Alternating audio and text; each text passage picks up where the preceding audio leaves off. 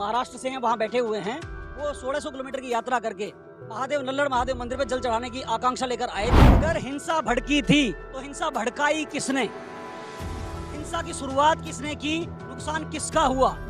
या धर्म यात्री जो धार्मिक यात्रा में शामिल थे उनकी 200-300 गाड़ियां जलाई गई, उनके 5-7 आदमी मार दिए गए। ठीक है, महिलाओं बच्चों को नल्लड़ महादेव मंदिर में बंधक बना दिया। मैं आपको लेके जाऊंगा। अकबरुद्दीन ओवैसी ने भी कहा था कि 5 मिनट के लिए पुलिस हटा दो, हम दिखा देंगे कि 15 करोड़ 100 करोड़ का क्या डिफरेंस है। जुहू की पुलिस लाइन के ठीक सामने मौजूद हैं। यहाँ पर बैरिकेडिंग की जा चुकी है, पुलिस के द्वारा यहाँ पर नाकेबंदी की जा चुकी है। इससे पहले जब आप सोहना की तरफ से आएंगे तो आपको कई प्रक्रियाओं से गुजरना पड़ेगा। उधर जब सोहना से रायपुर की तरफ आएंगे वहाँ पर भी बैरिकेडिंग की जा चुकी है। और उसके साथ साथ जब आप मेवात की सीमा में जब आप एंट्री करेंगे उसके बाद जो रेवासन है उसके ब्रिज के नीचे भी पुलिस प्रशासन के द्वारा भारी वहाँ पर तैनाती की जा चुकी है। हमारे साथ एक शख्स हैं, इनसे बातचीत करने की कोशिश करेंगे। ये यहाँ के एक आम नागरिक हैं, इनसे जानने की कोशिश करेंगे ये कहाँ से आए हैं, क्या नाम है सर आपका, कहाँ से आए हैं? मेरा नाम निशांत राणा, सोशल मीडिया पे मेरा भाईचारा निशांत राणा नाम से परिचित है। मेरा घर का नाम गिरधारी चौहान है और मैं यहीं के मेवात के ही संगेल जाजुका गाँव का स्थायी निवासी हूँ। कहाँ से आ रहे हैं? मेरे भाई देखिए, ये लोकतांत्रिक देश है। बहुसंख्यक हिंदू होने के बावजूद भी सभी मजहबों को, सभी धर्मों को अपना रिलीजन प्रैक्टिस करने की आज़ादी है। पर इसका मतलब ये नहीं है कि हिंदू को बहुसंख्यक होने का गुनाह है। हिंदू बहुसंख्यक होना कोई गुनाह नहीं है। मेरा भाई एक महाराष्ट्र से हैं, वहाँ बैठे हुए हैं। वो 1600 किलोमीटर की यात्रा करके नल्लड़ महादेव मंदिर पे जल चढ़ाने की आकांक्षा लेकर आए थे। सोहना चौक वो कल पहुँचे थे यहाँ 10:45 पे, बड़ा सिटी सेंटर में उनको लेने गया था। शाम को हम जब सोहना पहुँचे नाके पे, सोहना पहुँचने पे पुलिस ने हमें नहीं आने दिया अंदर। मैंने उनको अपनी आईडी दिखाई कि मैं लोकल हूँ, मुझे अपने घर जाना है और मेरे मित्र मेरे साथ हैं। तो मिसबिहेव किया गया, लाठी मारी गई, मेरी स्कूटर 3 किलोमीटर दूर खड़ा कर दिया गया।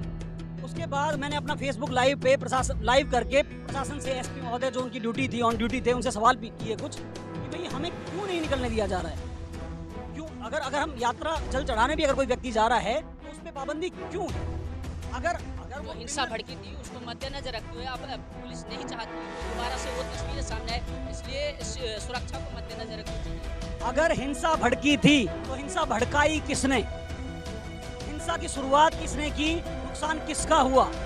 या धर्म यात्री जो धार्मिक यात्रा में शामिल थे उनकी 200-300 गाड़ियां जलाई गई, उनके 5-7 आदमी मार दिए गए। ठीक है, महिलाओं बच्चों को नल्लड़ महादेव मंदिर में बंधक बना दिया गया था। तो हिंसा के लिए जिम्मेदार वो लोग हैं जो दंगाई थे, जिन्होंने नल्लड़ महादेव मंदिर की पहाड़ियों पे चढ़ के पुलिस अपना काम पुलिस अपना काम कर रही है।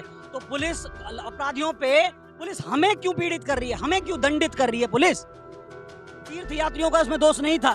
तीर्थ यात्री यहाँ अगर फसाद करने आते तो बच्चे महिलाओं बुजुर्गों को नहीं लेके आते। इतना तो आप में भी कॉमन सेंस है, इतना तो आप भी मानते होंगे। अगर इस मकसद से आते तो महिला बच्चों को वो नहीं लेके आते और उनके ऊपर हिंसा होती है और यात्रा पर रोक लगा दी जाती है। ये कहाँ का न्याय है?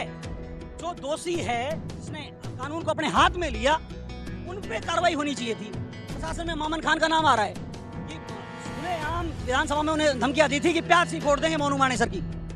और क्यों ना माना जाए कि ये जो हिंसा है, मुख्य वजह क्या मानते हैं? यात्रा जो निकली थी, बिट्टू बजरंगी ने जिस तरीके से जिस भाषा का इस्तेमाल किया, आप कहाँ तक उसको? बिट्टू बजरंगी ने जिस भाषा का इस्तेमाल किया, तो अब मैं फ्लैशबैक में आपको लेके जाऊंगा। अकबरुद्दीन ओवैसी ने भी कहा था कि 5 मिनट के लिए पुलिस हटा दो, हम दिखा देंगे कि 15 करोड़ 100 करोड़ का क्या डिफरेंस है।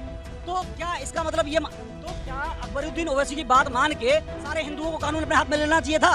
क्या हिंदुओं ने देश जलाया था? अकबरुद्दीन ओवैसी ने जब कहा ईरान की माँ कहाँ गई थी, तब हिंदुओं ने कानून अपने हाथ में नहीं लिया था। सभी समाज के लोग रहते हैं ना मेवात में, जो भाषा उन्होंने इस्तेमाल की सभी समाज के लोगों के लिए।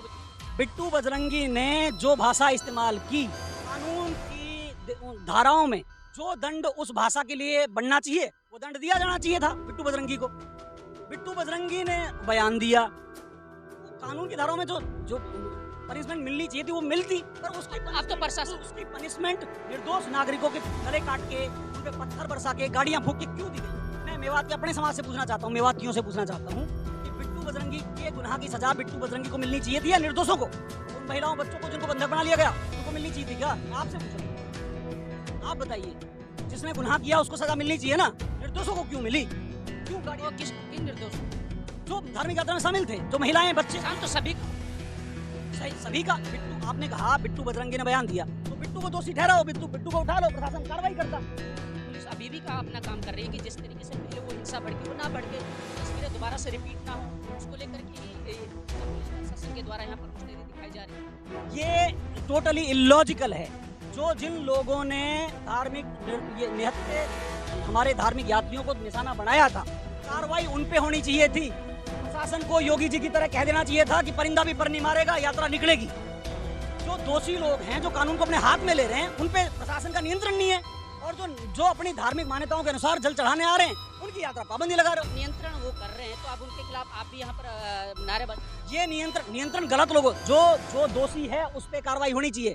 दोषी वो दंगाई थे जो AK-47 लेके पहाड़ियों पर चढ़ के फायरिंग कर रहे थे। दोषी वो लोग थे जिन्होंने अभिषेक चौहान का गला काटा, गोली मारी, मार दिया उसको। प्रदीप शर्मा को मार दिया, मारा था, आप सभी परिचित हो ना। सामने मौत तो एक इमाम की श्रेणी तो मेवाती था। हम मुसलमान हिंदू हो सकते हैं, पर मेवाती तो हैं। मैं भी मेवाती, तू भी मेवाती भाई। तो शक्ति श्रेणी तो मेवाती था, उसको भी मार दिया क्यों? मैं आपसे पूछना चाहता हूँ, क्यों?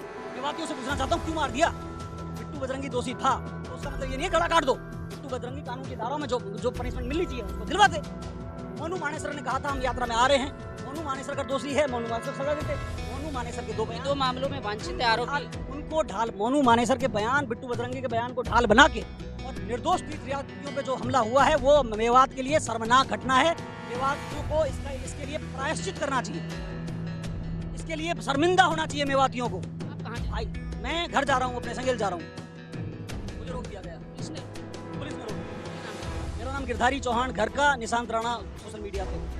गिरधारी चौहान को यहाँ पर नूह की पुलिस लाइन के सामने रोक दिया है। इनका ये कहना है कि ये नूह के लिए जा रहे थे, लेकिन उनको यहाँ पर पुलिस लाइन के सामने रोक दिया गया है। पुलिस की यहाँ पर बैरिकेडिंग है, पुलिस यहाँ पर मुस्तैदी के साथ अपना काम कर रही है, पुलिस यहाँ से आगे निकलने नहीं दे रही है। और यहाँ पर आप देख पा रहे होंगे कि नूह को छावनी में तब्दील कर दिया गया है। चुनिंदा वाहन यहाँ से निकल पा रहे होंगे, क्योंकि उनकी भी इन्वेस्टिगेशन पूरी जाँच की जा रही है, कई प्रक्रियाओं से गुजरना पड़ रहा है, तब आप नूह के लिए जा पाएंगे। वही नूह जो एक बार हिंसा की चपेट में आ गया था, जो तस्वीरें भयावह मंजर था, जो तस्वीरें विचलित कर देने वाली थी, वो तस्वीरें दोबारा से रिपीट ना हो, दोबारा से उनको दोहराया ना जाए, उसको लेकर के पुलिस प्रशासन और सरकार की तरफ से इस बार सख्ती अपनाई गई है। और यहाँ पर नूह को पूरे तरीके से सील और चाक चौबंद कर दिया गया है।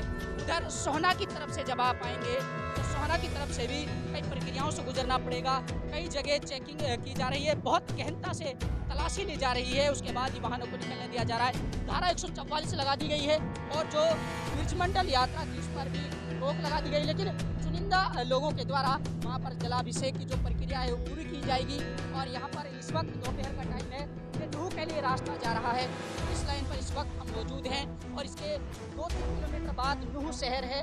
नूह शहर पर जब आप पहुँचेंगे वहाँ भी भारी पुलिस बल तैनात है। तमाम तस्वीरें हम आपको सनातन न्यूज़ के माध्यम से दिखाते रहेंगे, बने रहिए हमारे साथ।